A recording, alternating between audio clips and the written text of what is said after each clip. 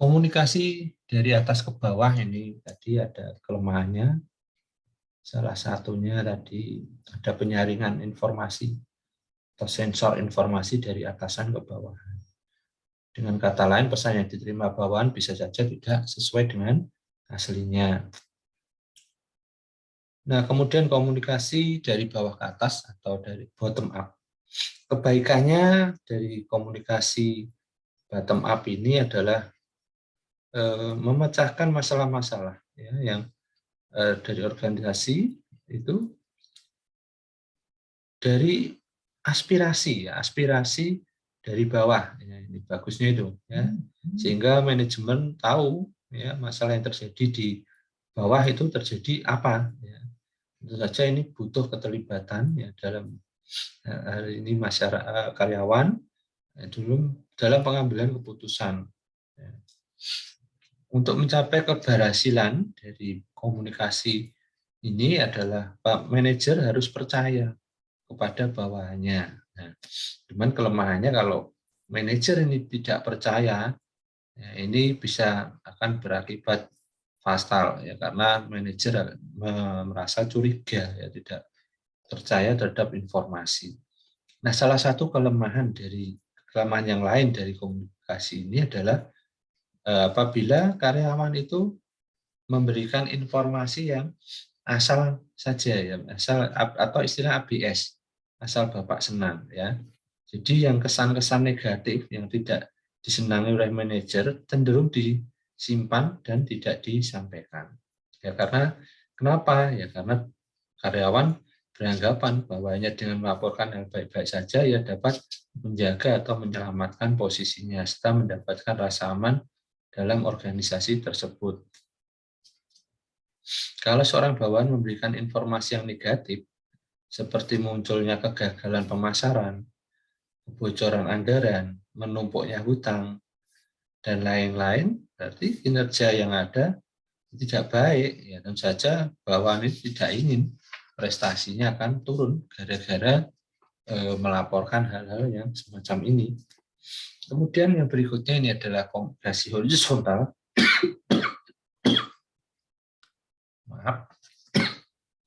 Komunikasi horizontal ini pada prakteknya terdapat kecenderungan bahwa dalam melaksanakan pekerjaan manajer suka melakukan tukar-menukar informasi dengan rekan kerjanya di departemen atau divisi yang berbeda, terutama apabila muncul masalah khusus dalam satu organisasi perusahaan.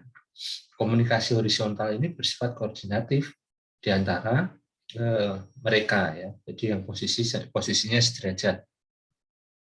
Nah, kemudian komunikasi yang diagonal. Komunikasi diagonal ini memang agak lain dengan komunikasi yang sebelumnya ya, di mana di sini melibatkan dua tingkat organisasi yang berbeda, misalnya antara manajer dengan bagian promosi, manajer produksi dengan bagian akuntansi, manajer dengan bagian supervisor ya, kemudian manajer dengan staf. Nah, ini berbeda tingkatannya. Ini adalah komunikasi yang diagonal. Ya, keterbatasan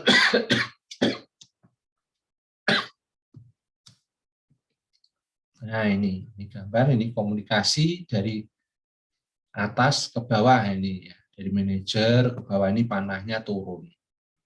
Gambar panahnya ini kurang kelihatan ya ini. Ini panahnya ke bawah. Manajer umum ke produksi ya, produksi manajer keuangan. Kemudian bagian penjualan, bagian promosi, terus ke karyawan atau stafnya. Nah, kemudian ini kalau komunikasi, oh maaf ya, ini tadi komunikasi ke atas ya. Ke atas ini dari bawah ke atas ya, dari bottom up. Maaf, ini tadi keliru nih. Ya, ini saya kira manajer umum, ya ini dari bawah karyawan, ke bagian-bagiannya masing-masing penyelianya, ini penyelia ya supervisornya, kemudian ke manajer ya para manajer. Ya, terus ke atas manajer ke manajer umum, ini komunikasi bottom up. Ya. Nah kemudian yang berikutnya komunikasi dari komunikasi dari atas ke bawah. Nah, ini dari manajer umum ke manajer yang di bawahnya, kemudian manajer bawahnya ke supervisornya masing-masing bagian ini, kemudian baru ke karyawan. Sedangkan komunikasi yang horizontal ini adalah seperti ini, ya, horizontal. Ini ya, horizontal. Ini dengan komunikasi antar bagian yang sederajat dan setingkat. Nah, ini bagian perjualan dengan bagian promosi, bagian pabrik, bagian penelitian, bagian akuntansi, ya, kemudian ada manajer dengan manajer, ya, nah, ini karyawan dengan karyawan. Gitu. Kemudian yang berikutnya komunikasi yang diagonal, gambarnya seperti ini, saudara, dari manajer ke bagian pabrik atau manajer umum dengan bagian promosi, manajer umum dengan bagian akuntansi, ya, seperti itu. Atau mungkin manajer produksi dengan karyawannya, manajer keuangan dengan, nah ini dengan komunikasi dua pihak yang berbeda tingkatnya. Nah ini disebut komunikasi diagonal. Nah, hambatan komunikasi di sektor komunikasi formal, ya. Dilihat dari sudut pandang individu akan membuat frustasi karena banyak jalur yang harus dilalui untuk dapat berkomunikasi secara langsung dengan manajer puncak. Jika dipandang dari sudut pandang perusahaan, kemungkinan muncul distorsi gangguan penyampaian informasi ke level yang lebih tinggi. Jadi di sini ada kemungkinan ada penyaringan ya, yang akan dilakukan oleh pihak-pihak tertentu. Ya. Mungkin dilihat dari sudut pandang individu, ya ini ya karena tadi dia mau ngomong dengan pimpinan yang di atas itu akan sulit ya, karena harus melalui supervisornya, melalui manajer, baru ke manajer umumnya.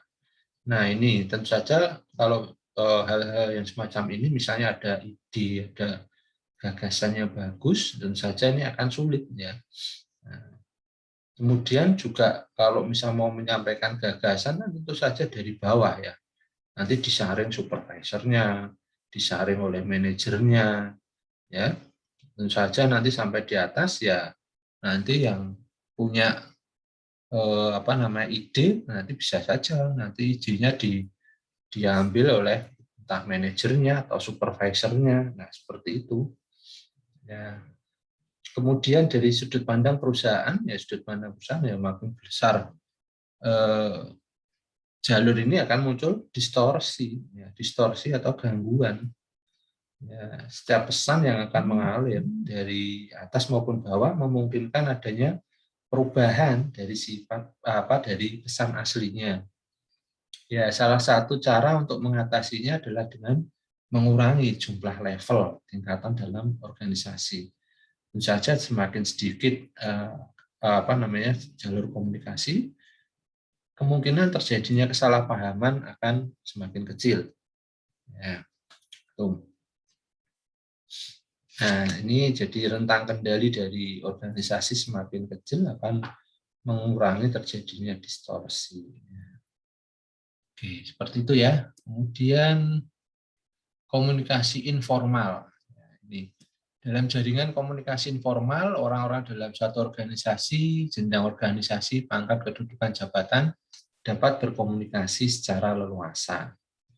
Tentu saja ini yang disebut informal, ini yang di luar ya struktur organisasi yang ada di dalam perusahaan. Contohnya misalnya organisasi olahraga, kemudian arisan, kemudian kumpul-kumpul ya, kumpul-kumpul misalnya nonton film, kumpul-kumpul ngopi-ngopi bareng. Nah ini organisasi informal ya. Dan biasanya ini juga mereka bisa berbicara ya antar tingkatan secara leluasa ya. Yang bisa saja membahas tentang hal-hal situasi-situasi kerja yang ada di dalam organisasi. Ya, lebih lanjut banyak orang yang percaya misalnya desas-desus atau rumor yang dapat ya dari komunikasi informal sebagai sumber informasi ya. Jadi kalau dari organisasi informal tadi bisa menjadi informasi ya bagi organisasi.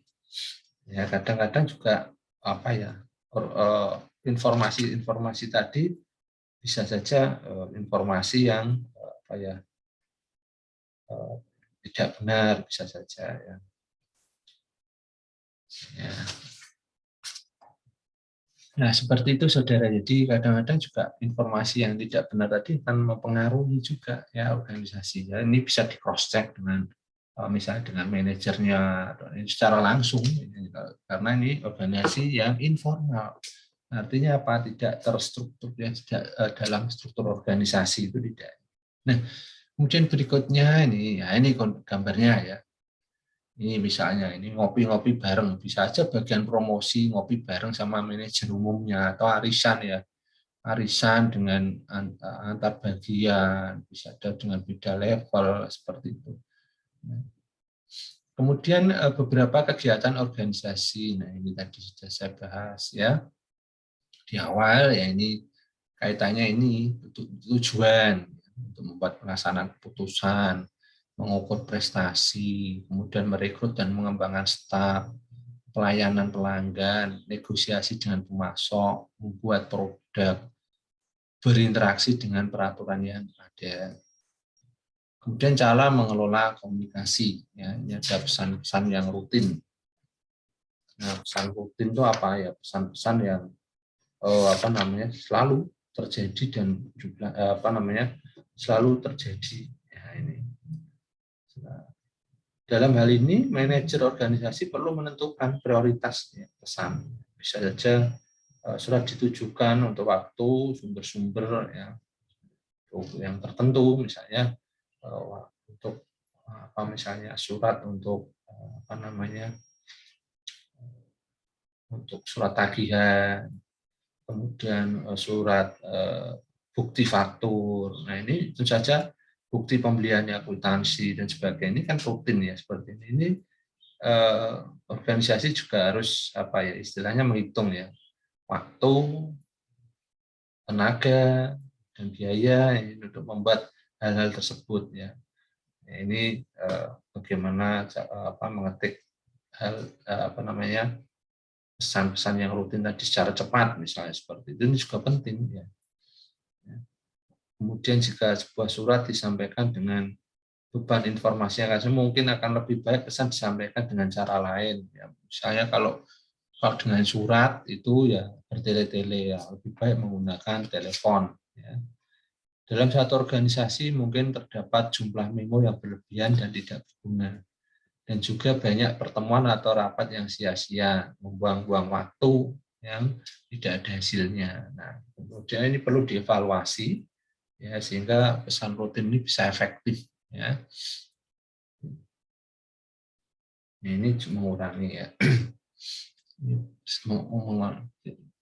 Kemudian instruksi yang jelas ya, instruksi yang jelas. Jadi karena apa komunikasi itu kadang-kadang tidak apa tepat ya karena kadang-kadang ada instruksi yang tidak jelas ya yang bisa dibeban pada dewan apa pembicaraan dengan orang yang ada di organisasi tersebut. Ini komunikasinya tidak jelas karena instruksi yang salah ya. Nah, namun dalam hal ini orang manajer bisa membuat tanggung jawab khusus untuk membuat setiap orang dalam organisasi tahu ya, apa yang harus dilakukan. Ya, orang yang bertugas melakukan komunikasi ini atau komunikator adalah memahami kebutuhan dan tujuan organisasi secara keseluruhan. Ya. Jadi ini manajer ini bisa menjadi organisator yang menjadi apa, memberikan penjelasan terhadap satu pesan. Ya, jadi bisa saja pesan itu menjadi terdistorsi karena apa? Ya, tadi tidak ada yang menjadi komunikator, yang tidak ada menjadi penjelas. Nah, bisa jadi disalah artikan salah tadi.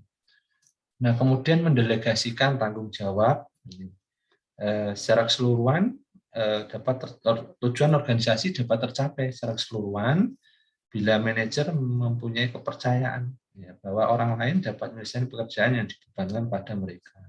Hal ini penting karena seorang manajer harus mendelegasikan beberapa pekerjaan komunikasi kepada orang lain. Seorang manajer yang bersikeras untuk mengerjakan ulang setiap pesan dengan gaya sendiri tentu akan merepotkan semua pihak. Nah, kemudian melatih petugas. Petugas yang memegang komputer misalnya, otomatis bukan menjadi seorang penulis yang baik. Ya. Seorang yang memiliki suara yang menarik juga tidak akan otomatis menjadi menjadi penyanyi ya. Ini ya, penyanyi yang dapat menjelaskan sesuatu yang jelas kepada audiens. Ya, namun penulis maupun pembicara yang tidak memiliki bakat alami dapat menjadi penulis dan pembicara yang baik melalui latihan yang teratur dan terencana dengan baik. Ya, oleh karena itu, suatu organisasi dianjurkan untuk menyelenggarakan pelatihan keterampilan berkomunikasi bagi orang-orang yang pekerjaan berhubungan dengan masalah komunikasi. Di pelatihan ini mencakup paling tidak preferensi gaya organisasi dan falsafah dalam berkomunikasi. Jadi ini semacam humas, ini harus ada dalam perusahaan. Nah, humas ini bisa mengkomunikasikan ke luar ya, ini kalau untuk luar ya. Jadi bagaimana berkomunikasi dengan pihak luar, kemudian falsafah komunikasi dari perusahaan itu seperti apa. Nah, kemudian penanganan krisis komunikasi. Nah, ini ada krisis ya. Krisis komunikasi ini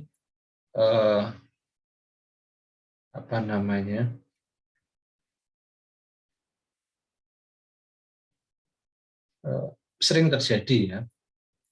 Jadi mengapa demikian ya, semakin besar tantangan risiko yang harus dihadapi, semakin tinggi kemampuan keterampilan yang perlu. Jadi butuh suatu keterampilan ya.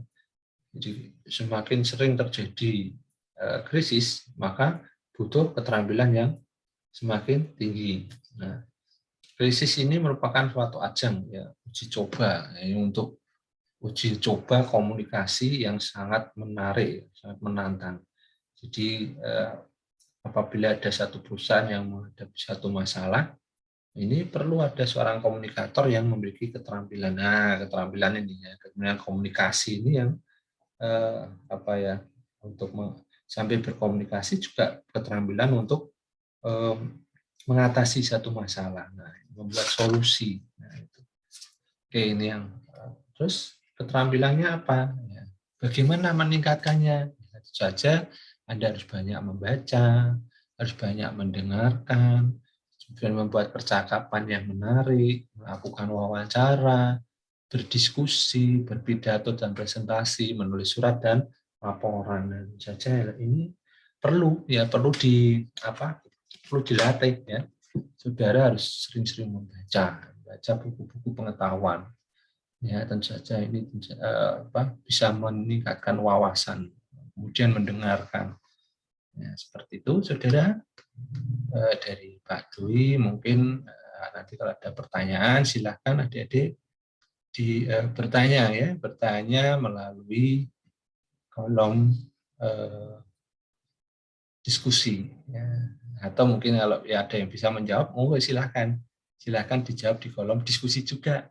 Nah, kalau bisa menjawab, tentu saja akan mendapat tambahan nilai, nilai keaktifan. Sekian dari Pak Dwi. Billahi taufiq wal hidayah. Wassalamualaikum.